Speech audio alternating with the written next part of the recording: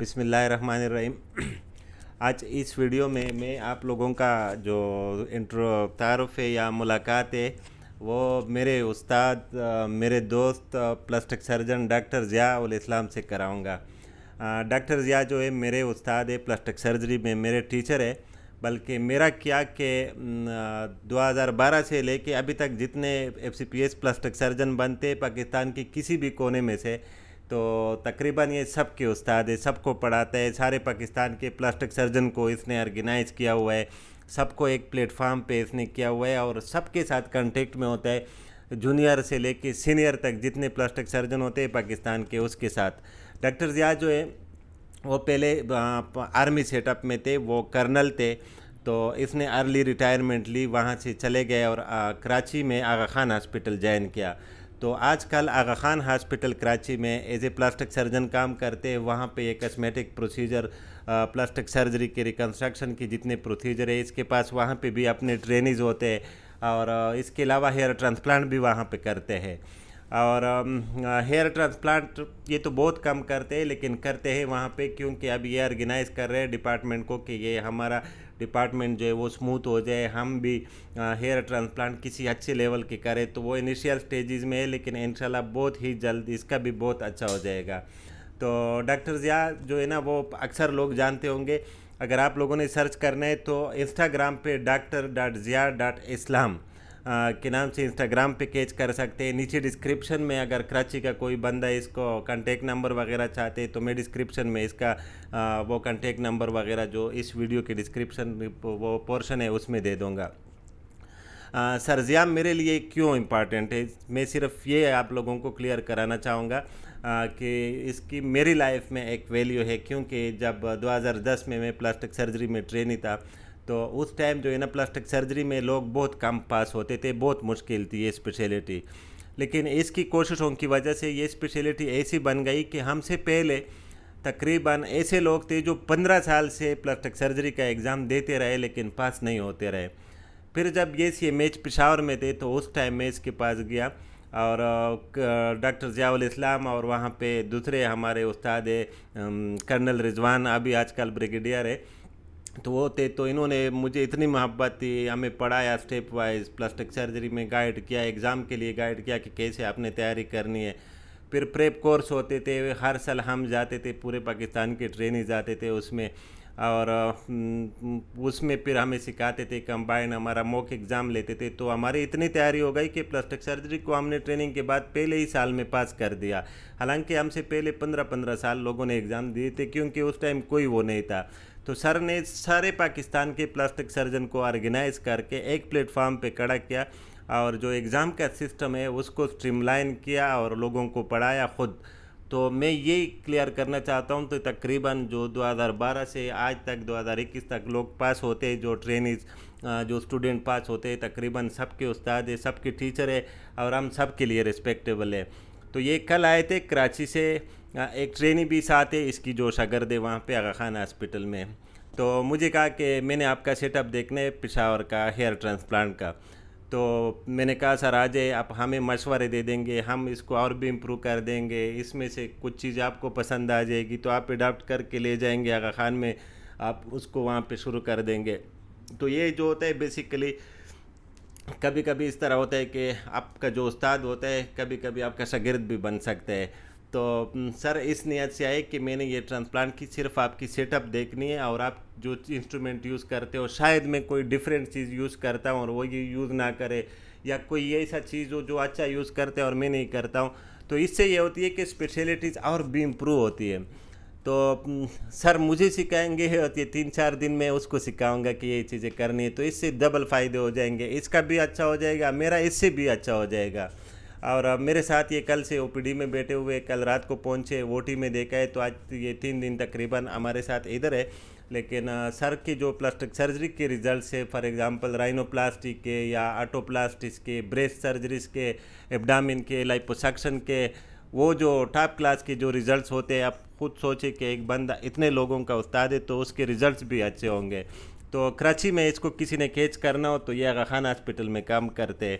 तो मैं सर ज़िया से भी रिक्वेस्ट करूँगा कि इस वीडियो में मेरे साथ ये भी इनपुट दे दे आप लोगों को अपने बारे में और हमारे क्लिनिक के बारे में।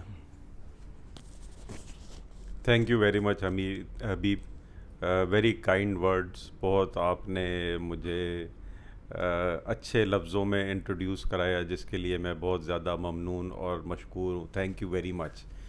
हबीब जो है वो, आप लोग अगर इस चैनल को देख रहे हैं तो किसी तारुफ का मोहताज नहीं है। डॉक्टर हबीब इस वक्त पेशावर के बल्कि के लीडिंग प्लास्टिक सर्जन हैं, और मेरे हिसाब से पाकिस्तान में जो हेयर ट्रांसप्लांट के रिज़ल्ट्स हैं वो डॉक्टर हबीब के सबसे बेहतर आ रहे हैं। काफ़ी सारे हमारे प्लास्टिक सर्जन्स हैं जो बहुत अच्छा काम कर रहे हैं और बड़े अच्छे रिज़ल्ट्स दे रहे हैं, लेकिन पर्सनली जो मैंने रिज़ल्ट्स देखे हैं वो डॉक्टर हबीब के बहुत अच्छे हैं। इसीलिए जो लर्निंग का प्रोसेस है वो सारी ज़िंदगी चलता रहता है। कोई किसी का उस्ताद या शागिर्द नहीं होता, कोई किसी से कुछ सीखता है, कोई किसी को कुछ सिखाता है। तो इसलिए मैंने ये बेहतर समझा है कि मैं आके देखूं और डॉक्टर हबीब से ये सीखूं कि इनकी टेक्निक में कौन सी ऐसी बात है जिसकी वजह से इनके रिज़ल्ट्स बहुत अच्छे आ रहे हैं। जो पिछले 10 घंटे में ही मैंने बात देख ली है, वो एक तो ये है कि पर्सनल डेडिकेशन बहुत ज़्यादा है, पेशेंट के साथ कमिटमेंट बहुत स्ट्रॉन्ग है, बहुत 1-to-1 है और एफ़र्ट है अपने काम में। और जो सेंटर है इनका, ये डेडिकेटेड हेयर ट्रांसप्लांट का ही सेंटर है, जिसमें इनका स्टाफ बड़ा ट्रेंड है।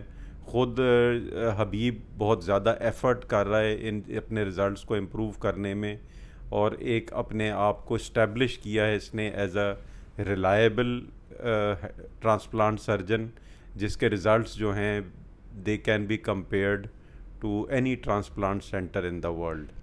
सो इस वजह से मैं भी इधर आया हुआ हूँ। दूसरी वजह यह है कि पेशावर का खाना मेरे हिसाब से पाकिस्तान में सबसे बेहतर है, तो साथ एक ये भी छोटा सा फ़ायदा है कि खाने भी खाएंगे। रात को जैसे हमने पेंडा खाया है वो बड़ा ज़बरदस्त था, हबीब की वसातत से मिला हमें, और इंशाल्लाह देखें आगे भी चलता रहेगा। So thank you very much कि आप ने मुझे सुना, और Habib thank you very much for including me in this video. अच्छा, सर ने तो बस किया, लेकिन मैं इसको बस करने नहीं दूंगा, इससे थोड़े क्वेश्चन करते हैं ना। तो सर से मैं ये पूछूंगा कि कराची में आप आगा खान हॉस्पिटल में होते हैं, वहाँ पे तो ज़ाहिर है बहुत ही स्टैंडर्ड काम होता है, और आगा खान हॉस्पिटल का एक नाम है, एक्सपेंसिव भी है। तो वहाँ पे ये कौन कौन से प्रोसीजर करते हैं, अगर कोई करना चाहे या कराची का कोई बंदा उसके पास जाना चाहता है तो उसको ये क्लियर हो कि वहाँ पे ये कौन कौन से प्रोसीजर ऑफ़र करते हैं आगा खान हॉस्पिटल में और कौन से नहीं करते। आगा खान हॉस्पिटल में प्लास्टिक बहुत सारे डॉक्टर्स हैं। जो प्लास्टिक सर्जरी टीम है उसमें हम 3 लोग हैं। उनमें से मैं मेनली कॉस्मेटिक का काम अब करता हूँ, जिसमें फेस के सारे प्रोसीजर्स हैं, आईब्रोज़, आई लिफ्ट, नोज़ की राइनोप्लास्टी, लिप्स, फेस लिफ्ट। उसके अलावा नेक का काम है, ब्रेस्ट की कॉस्मेटिक सर्जरी है, ब्रेस्ट की रिकन्स्ट्रक्शन अब काफ़ी ज़्यादा बढ़ती जा रही है। जैसे जैसे लोगों को इस बारे में मालूम हो रहा है तो बहुत ज़्यादा लोग इंटरेस्टेड हैं कि ब्रेस्ट कैंसर में अगर ब्रेस्ट निकल जाता है तो उसको दोबारा बनाया जा सके। उसके अलावा लाइपोसक्शन है, जो पेट लटक जाता है उसको सही करते हैं, थाइज़ को करते हैं, बटक्स को करते हैं। ये सारी चीज़ें मेल्स में भी चल रही हैं, फीमेल्स में भी चल रही हैं। तो ये काम जो है कॉस्मेटिक में आगा खान में काफ़ी ज़्यादा हो रहा है। सर आगा खान में स्पेशली मेरे यूट्यूब चैनल पे हेयर ट्रांसप्लांट में इंटरेस्टेड लोग होते हैं ना, वो अगर आपके पास आना चाहते हैं तो थोड़ा इसको बता दे, क्लियर कर दे कि वहाँ पे कितना खर्च आता है, टाइम कैसे लेना पड़ता है, आपसे कैसे मिलेंगे, पीआरपी कैसे करते हैं और कंसल्टेशन आप लोग कैसे करते हो। हेयर ट्रांसप्लांट के लिए जो हमारा प्रोसीजर है वो पहले एक दफ़ा कंसल्टेशन होती है। कंसल्टेशन फ़ीस जो है वो 3,500 रुपये है। उस कंसल्टेशन पे फिर हम डिसाइड करते हैं कि प्रोसीजर क्या होना है और कब होना है। आपको डेट दे देते हैं। उस डेट को जो अभी फ़िलहाल हमारी प्रोसीजर फ़ीस है वो रेंज करती है 1.5 लाख से लेके 2.5 लाख रुपए के दरमियान, और उसका आपको टाइम दे देते हैं। उस डेट पे आपको बुलाते हैं, बग़ैर बेहोश किए ऑपरेशन होता है, सुबह से शाम तक आपका स्टे होता है। एक दिन में हम एक ही प्रोसीजर करते हैं, एक से ज़्यादा हम एक दिन में नहीं करते। पहले 48 घंटे जो है वो आपके, खैर आप लोग अगर हेयर ट्रांसप्लांट के चैनल्स फॉलो कर रहे हैं तो आपको अंदाज़ा होगा कि उसकी केयर कैसे होती है, लेकिन इन समरी हमारा प्रोसीजर इस तरह से है। अच्छा, प्राइस का अक्सर लोग फिर पूछते हैं ना कि ये आगा खान में तो पता नहीं कितना होगा, 5 लाख आएंगे, 10 लाख आएंगे, तो इसने रेंज बता दिया कि आजकल जो इन लोगों का प्राइस है 2021 के आखिर में, तो वो 1.5 लाख से 2 लाख तक रेंज करती है। तो रेंज का मतलब ये है कि आपका एरिया देखेंगे, डोनर साइड कैसे है, उसी के मुताबिक डिसाइड होगा। वो आपको एक 70 का भी हो सकता है, 2 लाख का भी हो सकता है। तो मेरे ख्याल में आगा खान हॉस्पिटल में ये सबसे चीप प्राइस की प्रोसीजर होगी, क्योंकि कोई भी प्रोसीजर 10-11 घंटे की हो और आगा खान हॉस्पिटल में आप करेंगे तो उस पर 5-6 लाख से कम खर्चा नहीं आएगा। तो प्राइस की जो क्वेरी होती है लोगों की, वो भी आप लोगों ने सुन लिया। पीआरपी के सर कितना खर्च आती है आपके पास? पीआरपी हमारा तकरीबन 20,000 का एक सेशन होता अच्छा, पीआरपी जो है वो आगा खान हॉस्पिटल में ये लोग जो करते हैं, जो सही क्वालिटी वाली पीआरपी होती है, वो 20,000 पर सेशन खर्च आता है। तो अक्सर लोग फिर कमेंट में पूछते हैं वहाँ पे प्राइस क्या है। तो डिस्क्रिप्शन में मैं सर का जो लिंक है इंस्टा का वो भी दूंगा, और आप लोगों के लिए इसका कॉन्टेक्ट नंबर भी दूंगा। अगर किसी ने इसके पास जाना हो तो आप लोगों के लिए आसानी होगी। Thank you for watching. अल्लाह हाफिज़।